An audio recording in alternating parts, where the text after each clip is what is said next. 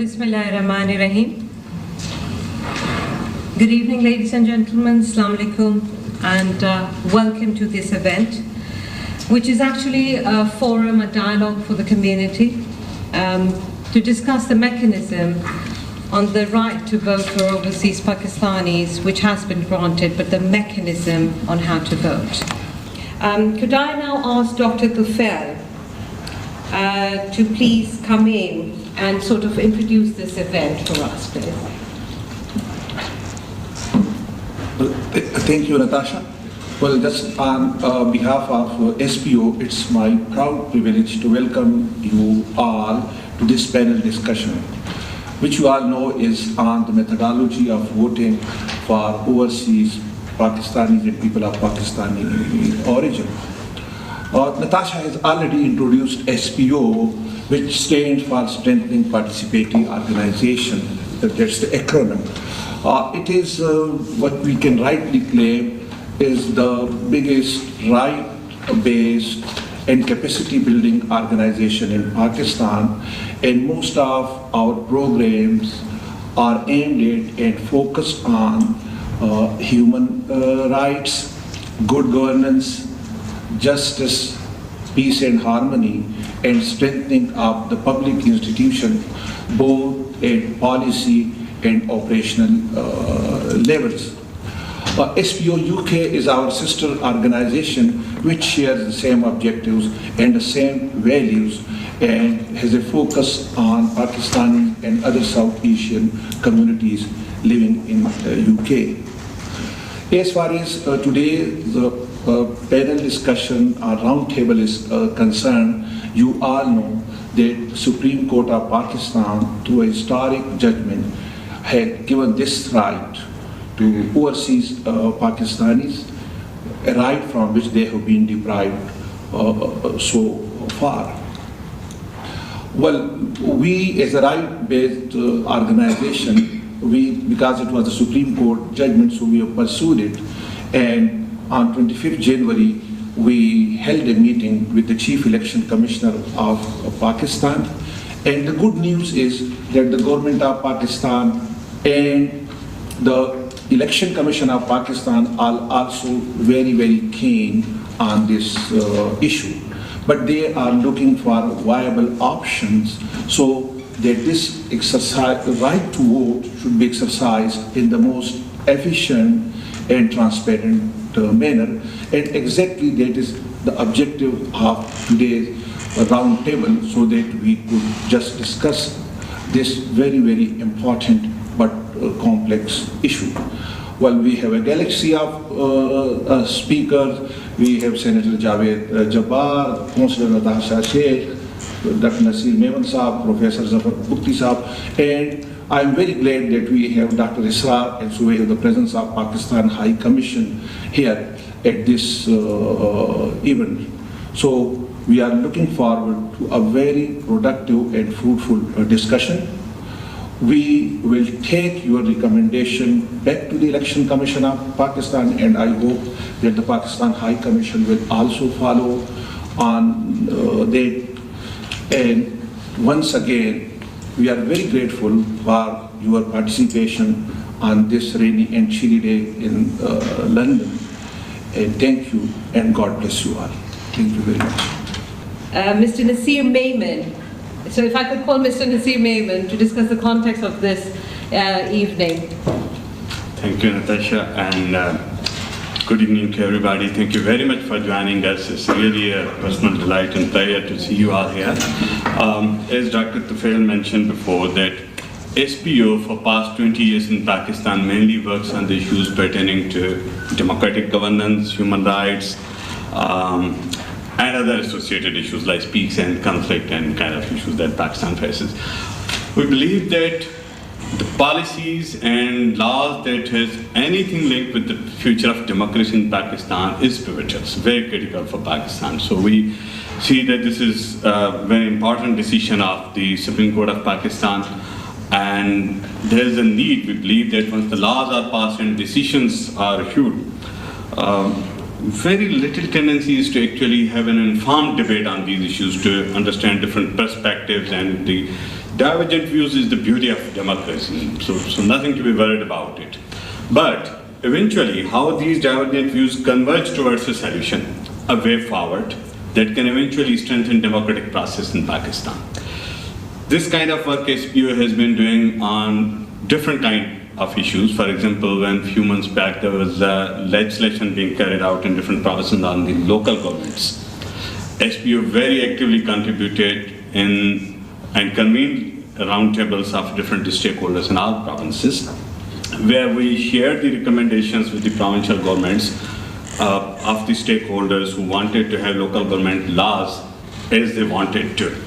And we are very delighted that most of the recommendations presented by the stakeholders in those roundtables were actually eventually became part of the laws on the local governments. We are still optimistic that one day Pakistan will have local government system. Well, the law basically, with regards to this, of course, is convoluted and complex. But what I have done is in the package there is just a short synopsis, which is fairly straightforward. Dr. Tufel mentioned that the Supreme Court has given us the right to vote. Well, yes and no, because in fact what it was is that when the judgment was given, and of course as you've seen that many people had locus standi to initiate this process, but it was two petitions.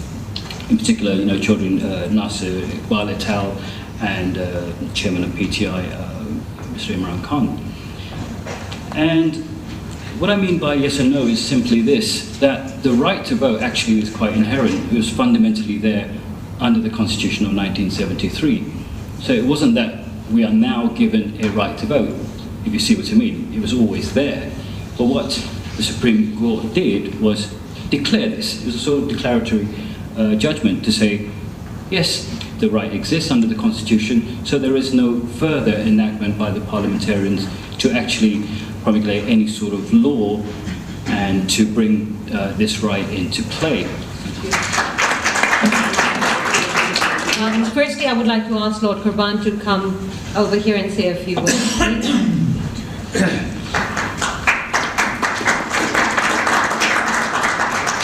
Thank you. May I first of all apologize for being late, but some of you may know that the debate in the House of Lords that we were discussing, and I had to leave before the Minister actually answers, was the question whether Britain should recognise Palestine as a state or not, and that is the debate which is going on right now, and I was there for most of the debate. The Minister has not been able to answer yet, so I had to come for this meeting. I regarded this meeting to be important enough as well. With that, may I say that my personal views are my personal views just as much as anybody else is entitled to their own views. And I hope that if my views are not same as yours, you'll forgive me, because at one of these meetings which took place last year, I said what I had to say, and there were people in the audience who were opposed to the views that I had, and they made some fuss over it, and I said, well, we're in a democracy, and I'm happy to discuss people, but not to go into the press and whatever else and start accusing me of one thing or the other. But having said that, let us talk about the right that we all knew that it existed. Those who go back and cast their votes in Pakistan in their own parental constituencies has been a right throughout, as much as I know, although I have lived in this country for nearly 45 years, and my knowledge may not be as a huge to compared to some of the other people who are involved heavily in the different political parties in Pakistan and who live there. May I just make a couple of points? One, if you ask I'm just going to talk about British Pakistanis, although the right is given to overseas Pakistanis who live all over the world, including Middle East, where I don't know whether they will be able to vote or not. That's a different story. But coming to Britain, if we ask the British Pakistanis on the street, and I have done that, I've done a bit of homework, how higher up on their agenda is voting for Pakistan elections, I have to say, I had to move from 10, I thought I'll ask 10 people and have a sample kind of decision. I couldn't find 1 in 10. I went up and I asked 20 people, and I couldn't find 1 in 20 people. quite frankly, those who have lived in this country for a long time, like myself, if I haven't been able to go back in 45 years, my father had not been able to go back in the 65 years that he's been here for, I don't think my children are going to go back. And their future is here, and that is what we should be really, really concentrating on. Thank you very much.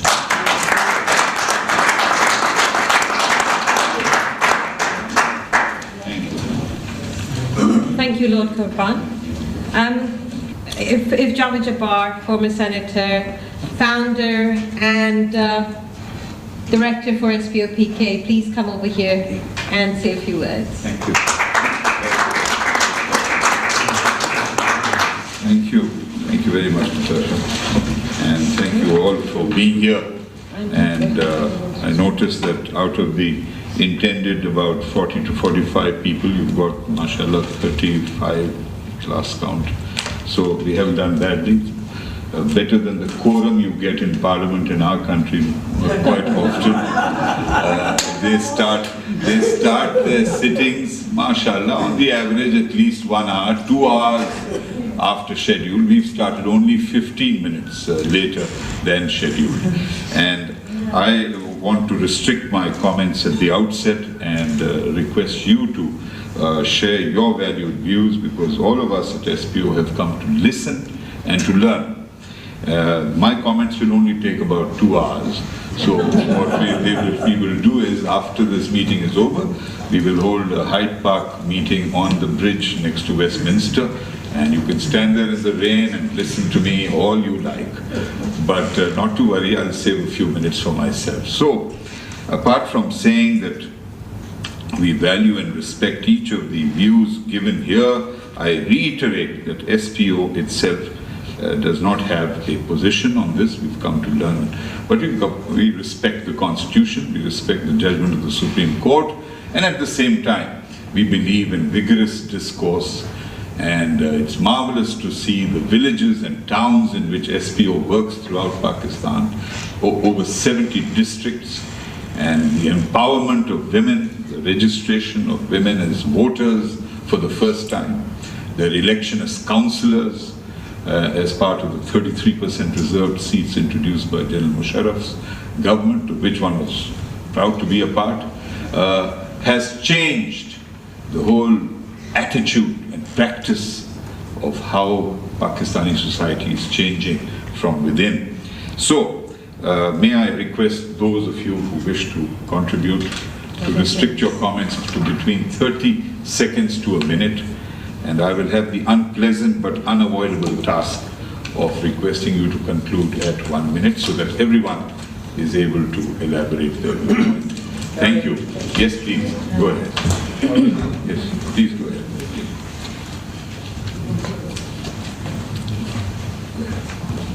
Bismillahirrahmanirrahim. My name is Tariq Dar. I'm chairman of the Pakistan Community Centre in Willesden Green. Thank you, Jawad Sahab, Natasha, Honourable Lord Kurban Sahab, distinguished guests. Assalamu alaikum. I intend to agree with Lord Kurban Sahab. I am very vocal on this particular issue for the past 3 to 5 years. We have the right to vote in Pakistan, and I think the overseas Pakistanis should go to Pakistan and exercise that right. ये नुक्ता समझाने के लिए ये जो ज़ुबानें हैं ना, इस kind of a form of a communication, ये कोई qualification नहीं है. I will say a few words in English, Urdu and Punjabi. यहाँ पे बरतानिया में लास्ट सेंसस के मुताबिक 12 से 14 लाख पाकिस्तानी हैं, जिसमें से कम 8 लाख कश्मीरी हैं, 5-5.5 लाख पाकिस्तानी हैं. ये लॉर्ड कुर्बान साहब है ना, इनको आप काटे तो खून भी जो है ना वो हरा निकलेगा, इतने पाकिस्तानी हैं ये. लेकिन ये पाकिस्तान के इलेक्शन में वोट नहीं डाल सकते क्योंकि ये कश्मीरी हैं. समझने की बात है, हम नेबर को नेबर के साथ डिवाइड करेंगे. ये एक्सरसाइज बरतानिया में नहीं होनी चाहिए.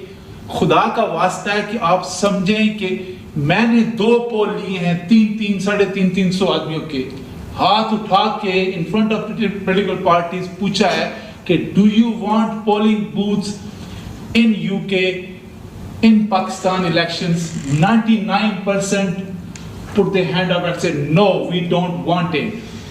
भाइयों बहनों, यहाँ पे आपके घर के सामने येलो लाइन जो है ना वो लगाई जाए ना तो उसके लिए भी कंसल्टेशन होती है 3 से लेकर 6 महीने।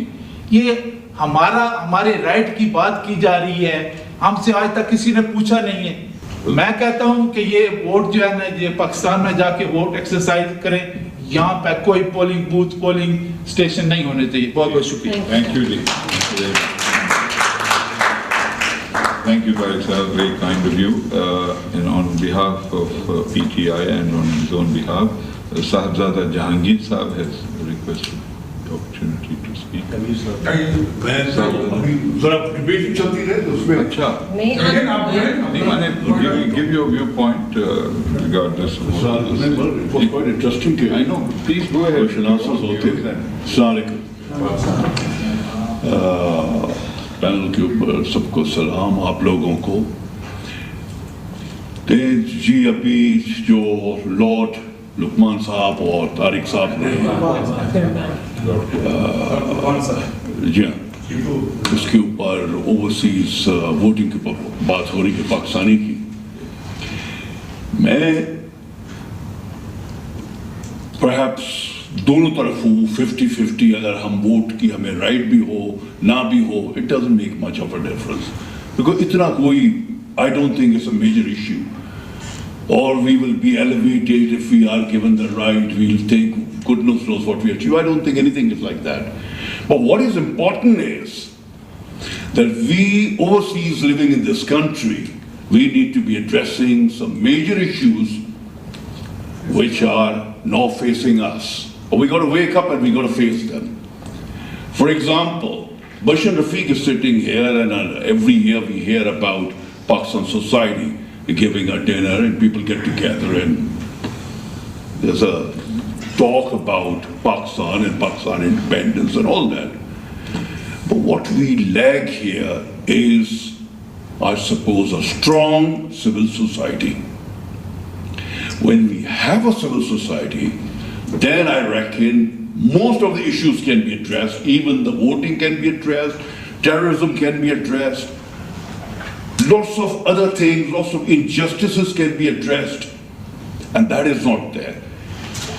In my just a recent meeting at House of Lords, it was, I think last week, it was in the memory of the massacre that took place in Peshawar. One of the comments I made there also, and I can't help it, I have to say that again, that when it happened in Paris, 17 people died in France. The whole of the Europe, the common man, they traveled down to Paris. And the entire European leadership, hand in hand, came out and walked forward. A larger catastrophe, a much larger catastrophe, took place in Peshawar, where 140 children were slaughtered. I didn't see any demonstration of that kind in Peshawar, or for that matter in Islamabad, or for that matter in London, because our civil society is dead and buried. So anyway, my bottom line is not on the voting, whether yes or no, I'm both ways. Either way, wherever the vote is, I'll go with that. But my emphasis is on the civil society. We must address that issue, and civil society is what will take us forward. Thank you very much. Thank you. Assalamualaikum. I'm Bashir Rafiq, and we started the UK All Pakistan Women's Association about 5 years ago. I am honored to be here with all you renowned gentlemen and ladies. I want to say one thing about this. The UK All Pakistan Women's Association is now a registered charity, and for about since 1950s, the charity was running as a social welfare organization with the High Commission of Pakistan. I decided, and when I became the vice chair, I spoke to the president of the APWA in Pakistan, and I said, register it so that the Pakistani women living in this country and this charity can get the benefit that this country has to offer. Assalamu alaikum to everybody, and Bismillah ar-Rahman ar-Rahim. I have been listening this debate patiently, and I wanted not to become part of the debate and to just conjure what could I, from what was the views of one faction, other faction, one political party, other political party, third. I will just give a food for thought, because debates always elicit cognitive function of the brain. So only three liners, three comments. First, a शेर by Allama Iqbal.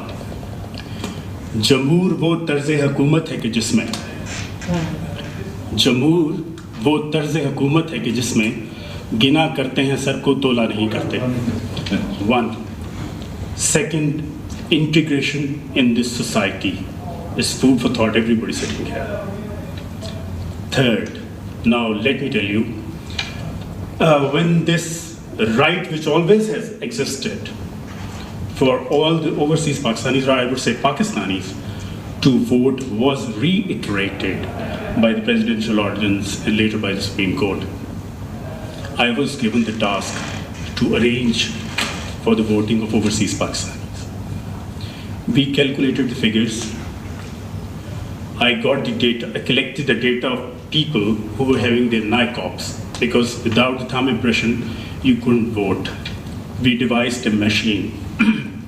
And when I was chairing a meeting with Chairman Nadra, the former High Commissioner, the rest of my colleagues, and we were sitting there, we found out that we will be required to cater for at least 400,000 people in a time of 2 days. Exactly. I went to the Foreign and Commonwealth Office and I requested them that we want Wembley Arena or O2 Arena and their parking lots. The amount of money they asked and the estimates which I sent back to Pakistan were so enormous that the ECB decided to postpone this issue for the time being. I just want to say that this issue also has to do with the strengthening of institutions in Pakistan. The Election Commission of Pakistan, in theory and in the Constitution, is meant to be autonomous and self-powered in that sense of being able to administer an election freely and fairly. However, regretfully, even in elections that may have been considered free and fair, the Election Commission has not been able to enforce its writ in all 4 provinces in an equitable way. Now, one should not hold the ECP alone responsible. There are societal factors. In Pakistan, in many areas, women voter turnout is extremely low, both because of logistics, but also because of historic prejudices against women's voting. And my favorite solution for Pakistan is to introduce compulsory voting. And that has nothing to do with overseas Pakistanis. But we have a lot of work to do within Pakistan first to raise participation to a compulsory level, as in 30 other countries of the world, which offer very strong disincentives against not voting. We need to study that, but that is not necessarily directly relevant here.